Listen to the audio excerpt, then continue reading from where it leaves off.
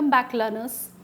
This week in this session we are going to discuss block 2, part 2, that is from the unit 1 historical perspectives of tribal policies. Let us see in detail. So, let us look at the tribal policies in the era of economic liberalization. We all know liberalization as a concept. It gained momentum in the year 1990s as a form of globalization and economic reforms. It has made tremendous changes in the economic life of certain tribal groups, particularly those who are advanced. The civil societies played an important role in providing the tribal self-help groups money and various loans at a subsidized rate. We can also understand from the 5-year plans, such efforts were made from the 8th 5-year plan. It increased the economic growth and infrastructure of the concerned tribals. The skilled tribals also started migrating to other parts of the country where they were working in public sector agencies and government as well. There was more involvement of international agencies which was found in the tribal development policy. So, they too were funding the tribal development projects. The major objectives and strategies of the 8th 5-year plan were to make the tribal sub-plan strategies more result oriented and purposeful. Adequate emphasis was laid on the development of irrigation, horticulture, crops diversification and improvement in the quality of education of the tribals. There were also many special schemes which formulated during this period for the educational development of the scheduled tribes, particularly in the field of women, education and reducing the dropout rate among the scheduled tribes students at primary level. When we look at the 9th plan from the year 1997 to 2002, during this plan they aim to empower scheduled tribes by creating an enabling socio-economically conducive environment for them to exercise their rights freely, enjoy their privileges and lead a life of self-confidence and dignity at par with the rest of the society. Therefore, a major shift was visualized in this period so as to envisage their advancement through a process of empowerment. This process essentially encompassed 3 vital components, namely social empowerment, economic empowerment and social justice. And to this effect, while scheduled tribes related line with ministries, departments implemented general development policies and programs, the nodal Ministry of Tribal Affairs implemented certain scheduled tribe specific innovative programs. The 10th 5-year plan from the year 2002 to 7 focused on tackling the unresolved issues and problems on a time-bound basis, besides providing adequate space and opportunity for the tribals to empower themselves with the strength of their own potentials. The National Scheduled Tribe Finance and Development Corporation was set up in 2001, under which 14.53 lakh STs benefited. Now, moving on to the 11th 5-year plan and the scheduled tribes. In this plan, it does not make any special plan for STs. It rather continues the existing schemes and programs of the previous plans that were directed in the socio-economic development of the tribal population through an area-based approach. It has only identified nomadic and denotified tribe as disadvantaged. The Department of Elementary Education and Literacy and Higher Education in states have a provision for special incentives for ST students, which include textbooks, uniforms, abolition of tuition fees and so on. The special focus is also accorded to scheduled tribe students under the District Primary Education Program, Kasturba Gandhi Balika Vidyalaya, Midday Meal Program, Navodaya Vidyalaya, National Talent Search Scheme and so on. Post-metric scholarships are open to all scheduled tribe students whose parents' annual income is up to 1 lakh rupees to facilitate students to pursue professional courses. The Sarva Shiksha Abhiyan scheme recommended encouraging tribal languages in all the schools in tribal areas, opening of adult literacy centers and spreading inclusive education. Regarding higher education, this plan has recommended setting up new colleges in tribal areas and establishment of Central University was a mandate to promote educational revenue for tribal population. This plan also encourages tribal languages through textbooks and appointment of tribal teachers who are well versed in the tribal language and establishment of boys and girls hostels in different educational institutions. This plan recommends looking after the socio-cultural discrimination faced by disadvantaged groups, including scheduled tribes at different levels. It promotes healthcare of the tribal people and setting up auxiliary nursing midwife training centers in tribal blocks. Under housing schemes of the plan, it includes the Adim Jati for tribal and primitive tribal groups and Halpapti housing schemes for scheduled tribe families. Now, let us discuss in detail the draft National Tribal Policy. This policy was formulated in order to address the issues concerning tribal groups like lower literacy levels, economic constraints, poor infrastructure, diminishing control over natural and resource base, persistent threats of eviction from their habitat, exclusion from mainstream and economy and distribution of wealth and opportunities, and non-empowerment, and to place scheduled tribes on a progressive and constructive path and make them active partners in nation building. It was recommended that this policy shall be guided by the existing constitutional articles, including the PESA Act and the Nehruvian Panchsheel, what we have discussed in from Block 1 and Unit 1. According to Dixit, the national policy recognizes that a majority of scheduled tribes still live below the poverty line. They have poor literacy rates, suffer from malnutrition and other diseases, and they are also vulnerable to displacement. It also acknowledges that scheduled tribes in general are repositories of indigenous knowledge and wisdom. The national policy also aims at addressing each of these problems in a very concrete way. It also lists out measures to preserve and promote tribal cultural heritage. The National Tribal Policy seeks to increase the literacy rate of the tribal, which is still low compared to the national literacy rate.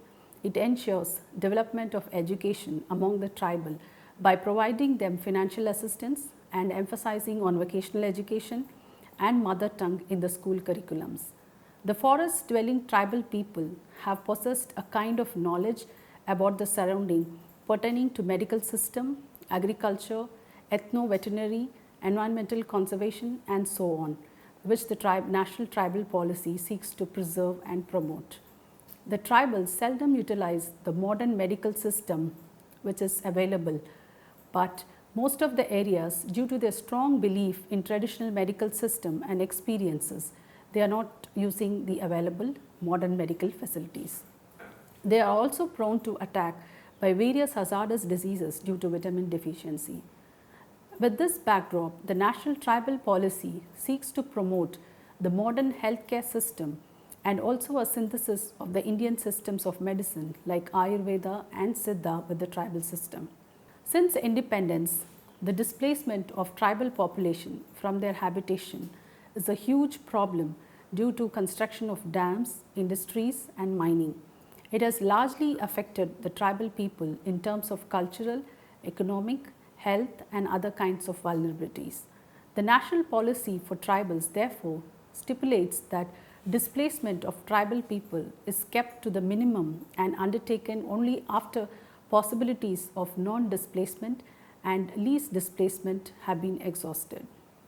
When it becomes absolutely necessary to displace scheduled tribes people in their larger interest, the displaced should be provided a better standard of living. Shifting or slash burning cultivation has been the main economic pursuit of the tribal people. But various acts of states deprive the tribal of their traditional practices, as a result of which their subsistence economy gets affected. The National Tribal Policy, in order to handle the problem of shifting cultivation, seeks to rationalize the land tenure system. This policy also seeks to develop the primitive tribal groups who are the most vulnerable among the tribal population. It envisages developing both the categories of primitive tribal groups, those who are isolated from the surrounding and placed in isolated ecological nicks, that is the heritage groups, and those who are located in the fringes of mainstream population and have contact with them. It seeks to develop them economically and to preserve their ecosystem, lifestyles and traditional skills of both the groups of primitive tribal groups.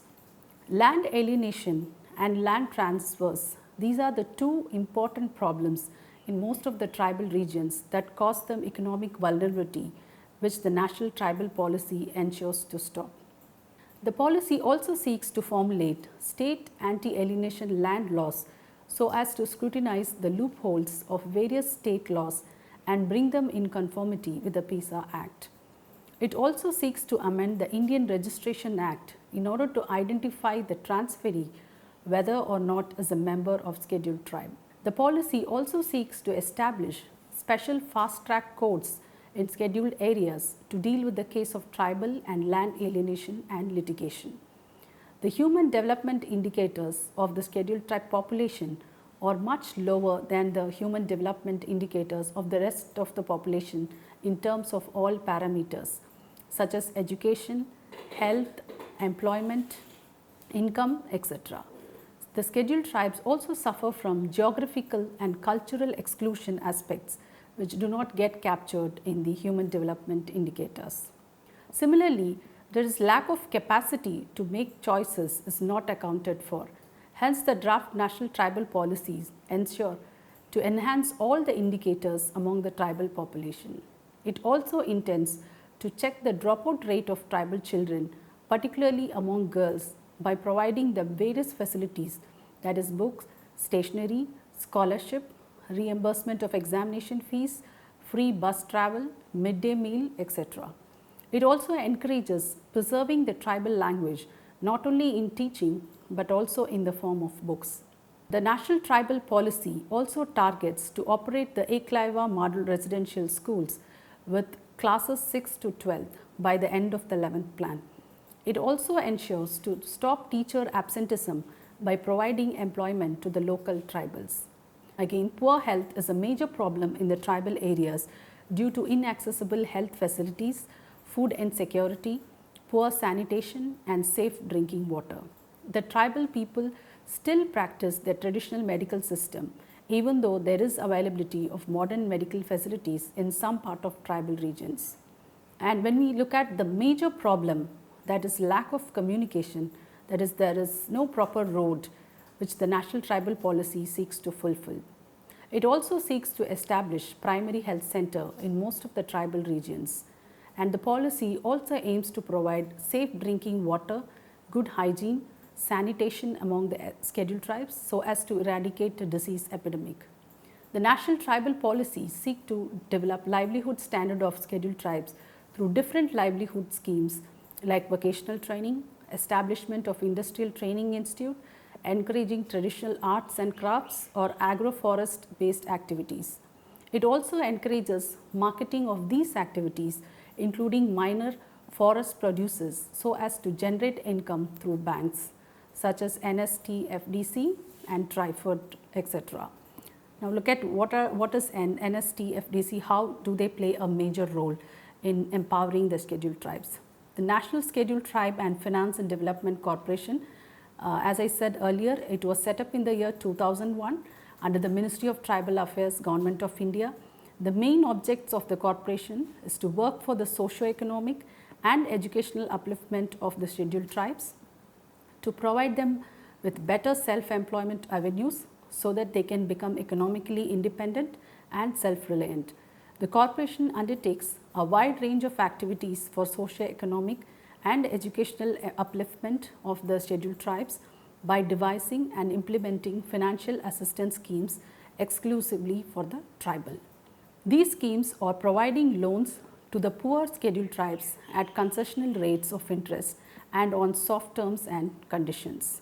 For helping tribal students to pursue higher education, loans are offered which are subsidized by the Ministry of Human Resources Development. Another organization, TriFed, it was established in August in the year 1987 under the Multi-State Cooperative Societies Act in the year 1984 by the Government of India as a national level cooperative body under the administrative control of the then Minister of Welfare, India. This organization is mainly to bring about socio-economic development of tribals of the country by institutionalizing the trade of minor forest produce and surplus agricultural produce which are collected or cultivated by the tribals. TRIFED is involved actively in capacity building of the tribal people through sensitization and the formation of self-help groups. It also engaged in training the tribals in several activities so that they can effectively carry them out.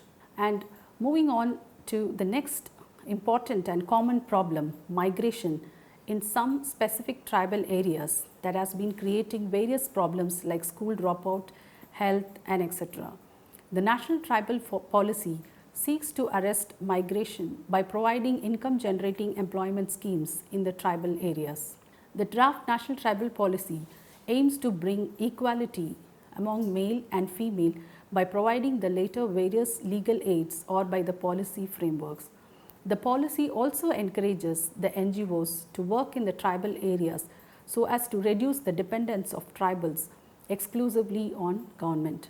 The policy intends functioning of various acts and laws meant for 5th and 6th scheduled areas so as to ensure their development and security. While dealing with the scheduling and descheduling of tribes, this policy intends to follow the criteria developed by Lokur Committee, that is primitive traits, distinctive culture, geographical isolation, shyness or contact with community at large and backwardness. It also seeks to make policies for nomadic tribes.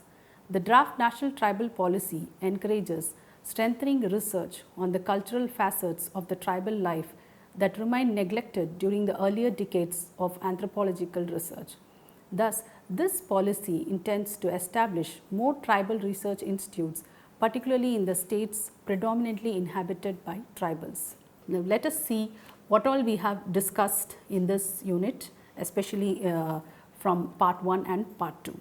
The tribal policies can be seen in broad periods, 2 periods, that is first in the colonial period and second in the post-colonial period. In the colonial period, there was a policy of isolation of the tribes, what we discussed in detail, and in the post-independence period, the British policy of isolation, which was shifted to the integration model of the tribal development.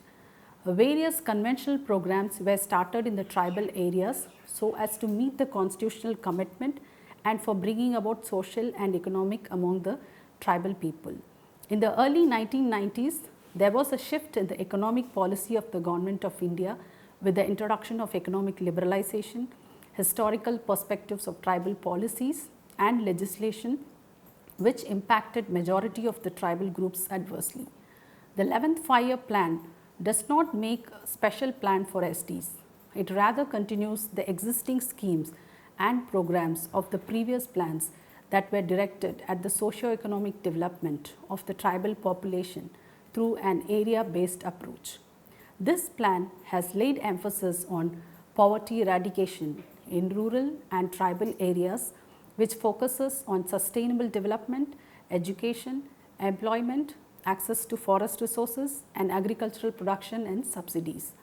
The draft National Tribal Policy, which tries to address the issue concerning lower education levels, poverty, poor infrastructure, diminishing control over natural resource base, persistent threats of eviction from their habitat, exclusion from mainstream economy in distribution of wealth and opportunities, and non-empowerment, and to place scheduled tribes on a progressive and constructive path to make them active partners in nation building.